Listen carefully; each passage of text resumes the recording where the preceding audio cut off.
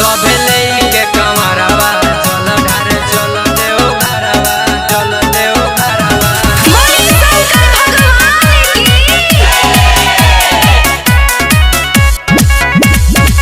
सपना recording studio Garhwa.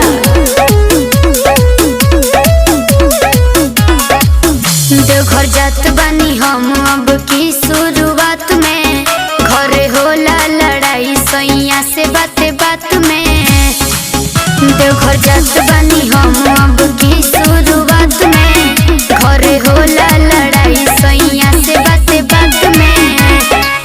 केहू करे विश्वास केहू पूछे खलासी, केहू जात बड़े साथ डई बारवा। बाप के साथे जइए हमरो यारवा, सभे लेके कमरवा चल ढारे चल देव घरवा। सभे लेके कमरवा चल ढारे चल देव घरवा। बोला बोला देवघर वाले बाबा की।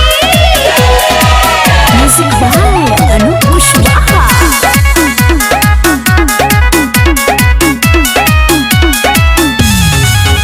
अरे जात बानी हम अब की भोले के दुबारी हो, जलवा चढ़ाइब हम अब की पहिला समारी हो।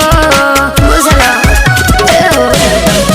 ए धनी बोल बम के नारा तू लगाव, थोड़ा भंगिया धतुरवा पियाव। कर सभे बम जी के सहारावा, सभे लेके कमरवा चल ढारे चल देव घरवा। सभे लेके कमरवा चल ढारे चल देव घरवा। बोला बोला बाबा गरीबनाथ की।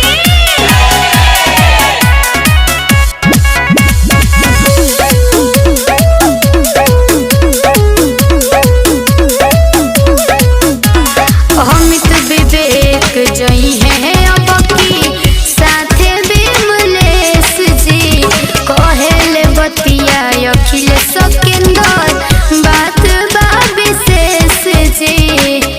बुझता नहीं चली ना जाके कहताड़े सोनू आशीष, भजन गई है कश्यप मनीष।